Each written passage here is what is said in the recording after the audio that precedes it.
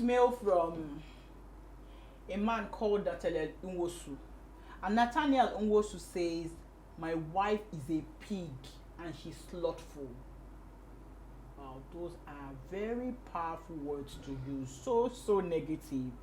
But I mean, I don't know what the story is. So let's go into the full gist of the story. So Nathaniel Nwosu says that I met my wife, Denike, at the bank. We're in separate departments. Denike looked sharp and seemed intelligent when we met. But all that changed when we got married. One person had to leave the bank. I offered to get another job, but Denike opted to leave because she was having a tough time with her immediate boss. I tried to intervene at some point, and the guy told me straight that Denike was lazy and that she refused to apply herself or take initiatives. Denike, on the other hand, claimed the man was on her matter because she refused his advances. Yes, I overlooked some things I should have dug in deeper before we got married. I was always busy. Most times we ate out, which was probably why I didn't pick this lazy behavior of hers. She used to bring piles of clothes from her house to wash in my house because I had a washing machine. But I could understand that because we both worked on the island and stayed on the mainland. She lived in Okorodu while I stayed in Ogba. She left the bank, and that was when she went down the hill. Before the baby came, she started letting herself go. Her hair would remain unkempt. She wouldn't take a bath in days. She wouldn't change her underwears.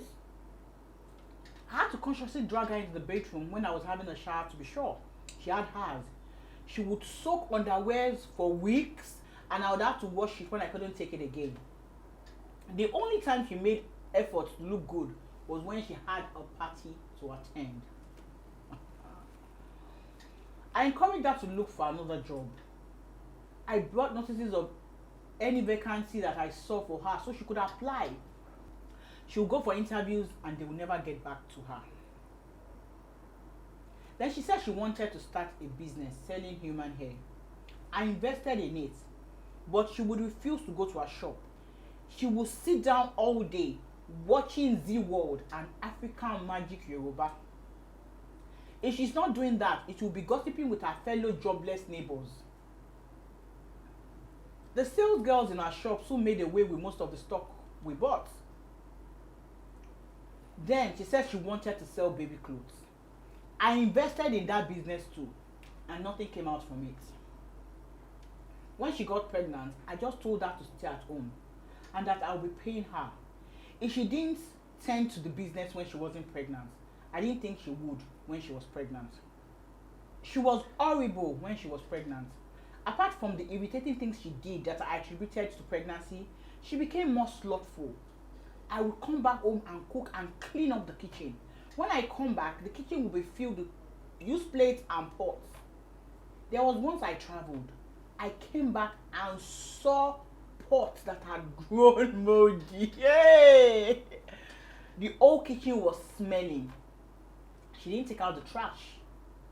I had to start picking up used plates from under the chair in the sitting room, from our room, even inside the toilet. She claimed she was tired and couldn't do much. At a point, I begged my mother and my sister to please help her with the work. But Denike fought with them and they decided not to come again. I cleaned up the whole house and I cooked for her. I did that for the entire duration of her pregnancy, though it was stressful for me because of my job. Bussy, I made breakfast and lunch before I left, and I get back late to make dinner and clear the kitchen. All because I wanted to be a good husband. When she had her baby, I got a maid for her. Denike would beat all the maids, such that we started changing maids monthly. On 2 occasions, our neighbors had reported the case in Alausa that led to her arrest. I had to beg Denike that there was no way I would be doing house chores with my new role at the bank. I told her she had to learn to deal with these girls or she does the work herself. These days, I really can't see myself being intimate with her because she has a body odor and she stinks. I have begged, cajoled, and threatened her, but it didn't seem to work. I asked that we go and see a therapist, doctor, or something. She has refused. She started accusing me of having an affair with my colleague who is a single mother.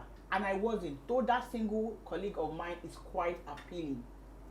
Denike looks like a 50 years old and she's just 32. I spoke with Denike's mom and she's spoken to her daughter many times, but to no avail. Denike's mom said she's sure that it's their village people at work. Denike and her mother have gone for several deliverance sessions and nothing has changed.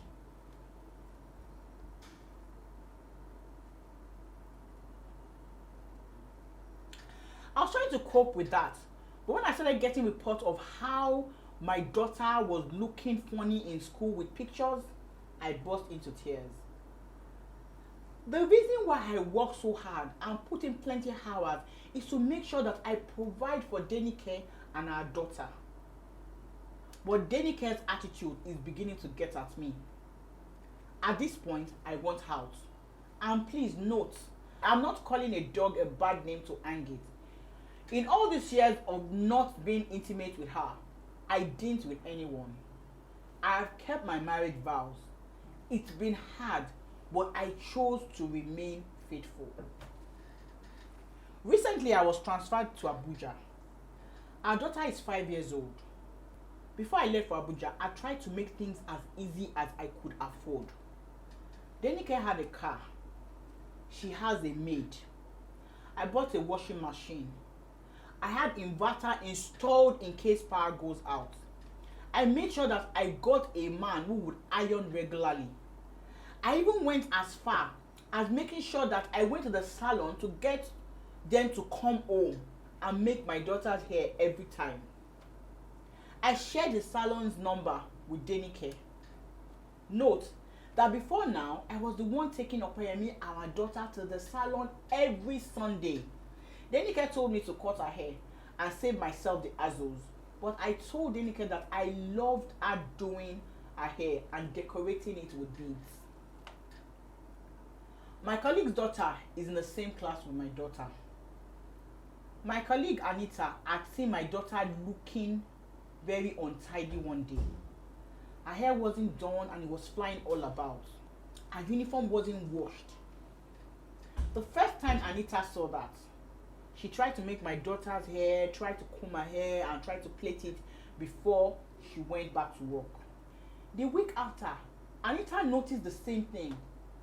And then she called Denike. Denike insulted her and told her to mind her business. Anita kept seeing my daughter looking like that and she couldn't take it any longer. She took my daughter's picture and sent to me. My daughter looked like a destitute. It looked like she hadn't had a bath in days. A few days later, I came in from Abuja and went straight to my daughter's school. Opeyemi, my daughter, had been stooling and vomiting that day. And the school nurse said they suspected food poisoning. They had called Denike severally, but her phone was switched off. I looked into a lunch bag. I saw noodles in a dirty food flask and like 4 different used spoons. I could see the sign of moldy food in her bag. The teachers also complained that Opeyemi never did her homework. I couldn't stop shedding tears. I had ensured 5 pairs of uniforms were bought so it would be easy for them and give them time to wash. I bought several packs of underwear and socks. I also bought 3 pairs of shoes so they could alternate them. I learned that she didn't even bring her daughter to school. She enrolled Denike on a school bus.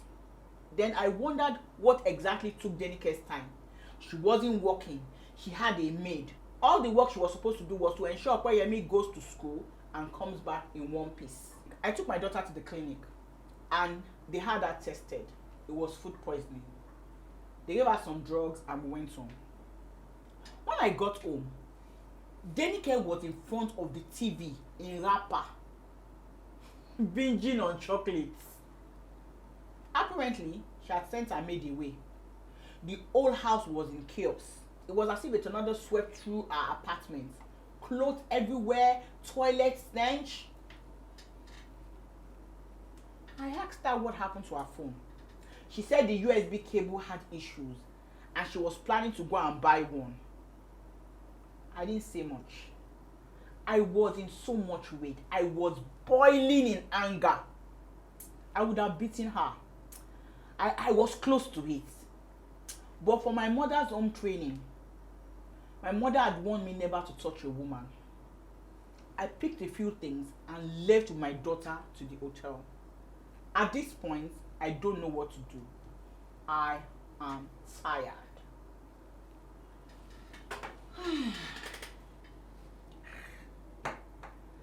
Now, I'm thinking, is this a condition? Medical practitioner, is there a condition like this? Because I don't get it. If this is not, if this is not a medical condition, then there's a problem. How can you be this lazy? Lazy, you are lazy, you can't take care of yourself, you can't take care of a child, you can't take care of a home, you can't. I don't know. It seems quite strange. What do you guys think? Because I don't know. I don't even know what to say. There's a child's life involved. I don't even know. I don't know whether this is enough grounds for, for a husband wanting to leave. I'm confused as it is. What do you guys think? Let's meet in the comment section and let's talk about this. So next time when we come your way again, my name remains Busola David. Bye. Before you leave, please don't forget to subscribe, like, comment, and share. Thank you.